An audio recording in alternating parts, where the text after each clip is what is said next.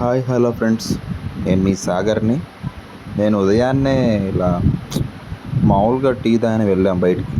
అందరం తాగడానికి వెళ్ళాము. ఉదయాన్నే చాలా మంచుగా ఉంది.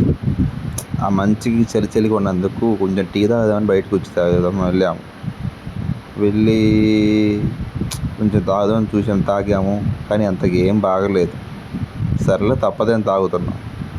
ఏం ఫ్రెండ్స్, ఎన్ని వీడియోస్ చేసినా కానీ ఒక లైక్ లేదు, వ్యూస్ లేవు, ఏం లేదు.